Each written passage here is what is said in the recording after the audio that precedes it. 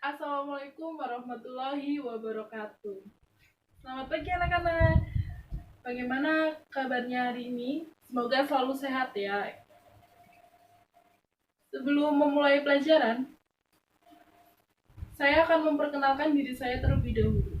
Perkenalkan, nama saya Dina Fadzila Andini, biasa dipanggil Dina, dari program studi pendidikan guru sekolah dasar Universitas Muhammadiyah Purwokerto. Di sini saya sebagai guru magang. Sebelum memulai pelajaran, alangkah lebih baiknya kita buka dengan bacaan basmalah bersama-sama.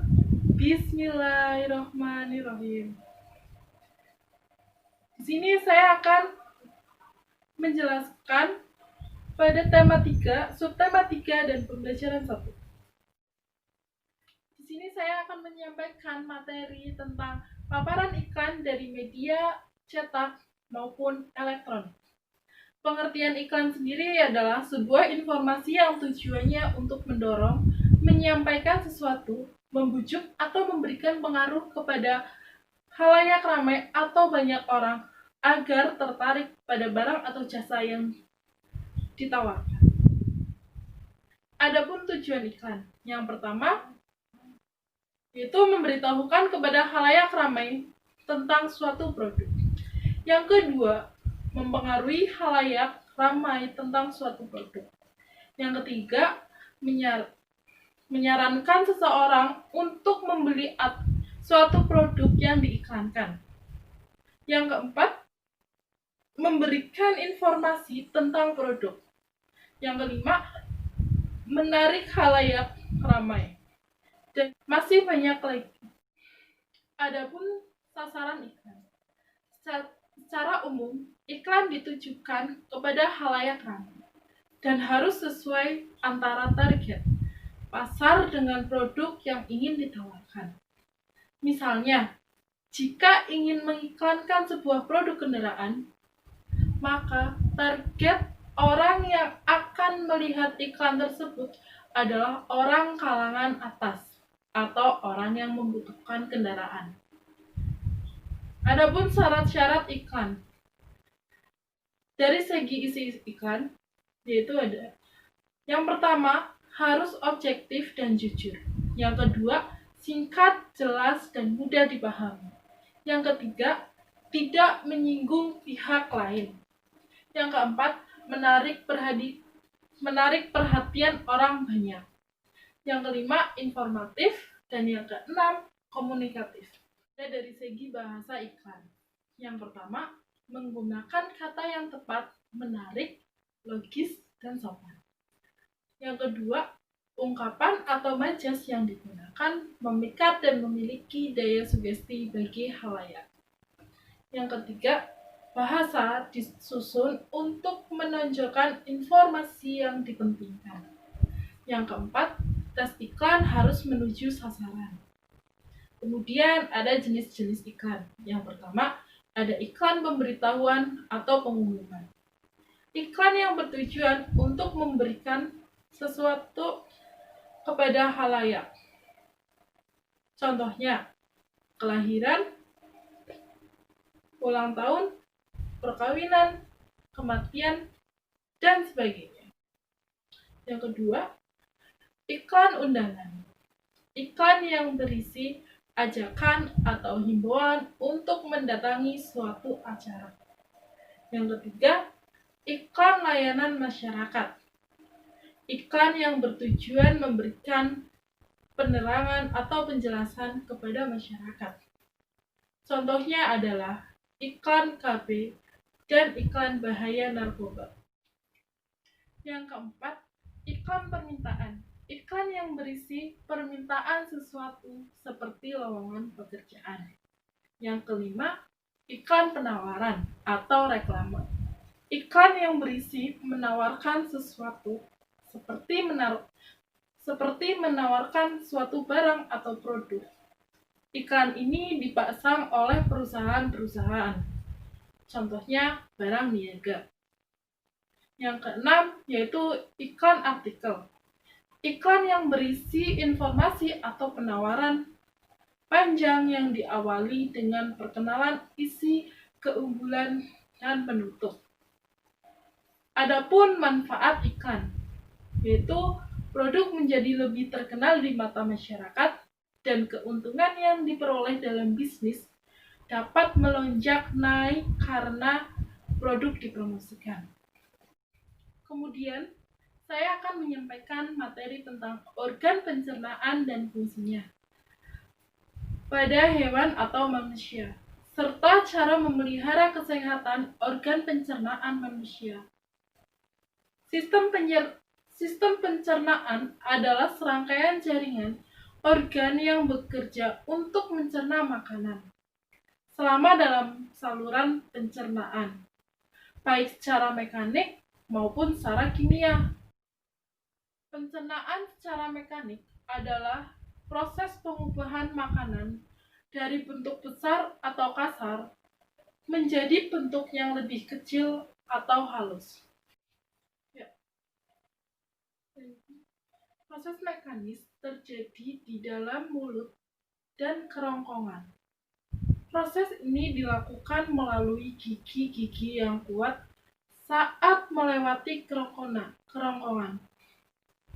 Makanan diremas-remas oleh dinding kerongkongan. Pencernaan makanan secara kimia.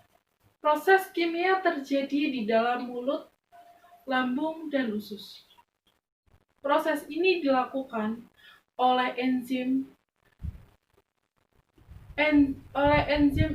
yang berguna untuk memudahkan makanan terurai sehingga mudah diserap oleh tubuh. Adapun susunan yang pertama yaitu rongga mulut. Organ rongga mulut yaitu gigi, lidah, dan air liur. Gigi berguna untuk menghaluskan yang kasar. Gigi terdiri atas 3 jenis, yaitu gigi seri, gigi taring, dan gigi geraham. Fungsi ketiga jenis gigi sebagai berikut. Yang pertama, gigi seri. Letaknya pada susunan paling depan, bentuknya seperti kapak. Gigi seri berguna untuk memotong makanan. Yang kedua, gigi taring. Letaknya di sebelah samping seri, bentuknya runcing. Berguna untuk merobek atau mengoyak makanan. Gigi geraham. Yang ketiga, gigi geraham. Letaknya di susunan gigi belakang. Bentuk permukaannya lebar dan berguna untuk mengunyah makanan. Lidah terletak di bagian dasar rongga mulut. Fungsi lidah untuk mengatur letak makanan. Air liur dihasilkan oleh kelenjar ludah. Kelenjar ludah ada 2 bagian. Kelenjar ludah bagian atas dan bagian bawah. Dalam air liur mengandung enzim ptyalin atau amilase. Enzim ini berfungsi untuk mencerna karbohidrat secara kimiawi. Hal ini bisa kamu coba dengan mengunyah nasi. Saat mengunyah nasi, semakin lama semakin terasa manis. Enzim mengubah zat tepung menjadi zat gula. Kemudian yang kedua ada kerongkongan, saluran penghubung rongga mulut dengan lambung. Di dalam kerongkongan terjadi gerakan meremas-meremas atau gerakan peristaltik. Gerakan ini dilakukan oleh dinding kerongkongan. Kemudian ada lambung. Lambung terletak di dalam rongga perut sebelah kiri atas. Di dalam lambung makanan akan diaduk-aduk oleh dinding lambung. Di dalam lambung makanan juga akan dicerna secara kimiawi. Pencernaan oleh zat yang dihasilkan oleh dinding lambung. Getah lambung dihasilkan oleh lambung. Kemudian ada usus 12 jari. Usus 12 jari karena panjangnya kira-kira 12 jari orang dewasa. Di dalam usus 12 jari, makanan dicerna kembali.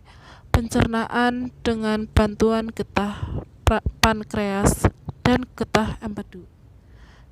Getah pankreas dihasilkan oleh kelenjar pankreas. Getah pankreas berguna dalam proses memecah berbagai makanan. Getah empedu dihasilkan oleh hati. Getah empedu berfungsi untuk mencerna lemak. Kemudian ada usus halus. Usus halus merupakan usus terpanjang dari saluran pencernaan. Di dalam usus halus, proses pencernaan makanan sangat lama. Proses pencernaan makanan terjadi secara sempurna dalam usus. Pencernaan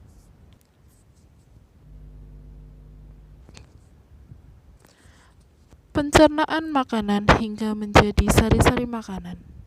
Penyerapan sari-sari makanan berlangsung di usus halus. Kemudian ada usus besar. Panjang usus besar kira-kira 1,75 meter. Besarnya sekitar 2 kali usus halus. Di dalam usus besar terjadi penyerapan sisa makanan dan penyerapan air. Sisa zat air dialirkan ke ginjal. Kemudian selanjutnya diproses menjadi air seni. Di dalam usus besar terdapat bakteri pembusuk. Bakteri pembusuk berguna untuk membusukkan sisa makanan menjadi kotoran. Adapun susunan alat pencernaan, yaitu rongga mulut. Organ rongga mulut yaitu gigi, lidah, dan air liur. Gigi berguna untuk menghaluskan yang kasar. Gigi terdiri atas 3 jenis, gigi seri, gigi taring, dan gigi geraham. Fungsi ketiga jenis gigi sebagai berikut. Yang pertama, yaitu gigi seri. Letaknya pada susunan paling depan, bentuknya seperti kapak. Gigi seri berguna untuk memotong makanan. Kemudian yang kedua, gigi taring. Letaknya di sebelah samping gigi seri, bentuknya runcing, berguna untuk merobek atau mengoyak makanan. Yang ketiga, gigi geraham. Letaknya di susunan gigi belakang. Bentuk permukaannya lebar dan berguna untuk mengunyah makanan. Lidah terletak di bagian dasar rongga mulut. Fungsi lidah untuk mengatur letak makanan. Air liur dihasilkan oleh kelenjar ludah. Kelenjar ludah ada 2 bagian, kelenjar ludah bagian atas dan bagian bawah. Dalam air liur mengandung enzim ptyalin atau amilase. Enzim ini berfungsi untuk mencerna karbohidrat secara kimiawi. Hal ini bisa kamu coba dengan mengunyah nasi. Saat mengunyah nasi, semakin lama terasa manis. Enzim mengubah zat tepung menjadi zat gula. Kemudian yang kedua yaitu kerongkongan. Saluran penghubung rongga mulut dengan lambung. Di dalam kerongkongan terjadi gerakan meremas. Gerakan peristaltik. Gerakan ini dilakukan oleh dinding kerongkongan. Adapun cara memelihara kesehatan organ pencernaan manusia, yaitu dengan cara yang pertama, makan makanan yang bergizi. Yang kedua, menu makanan bergizi yang seimbang. Yang ketiga, menu seimbang menjadikan tubuh sehat. Yang keempat, cara mengolah bahan makanan yang benar. Sekian materi yang dapat saya sampaikan. Semoga dapat dipahami oleh anak-anak semuanya. Apabila masih banyak kekurangan dan kesalahan, saya mohon maaf yang sebesar-besarnya. Wassalamualaikum warahmatullahi wabarakatuh.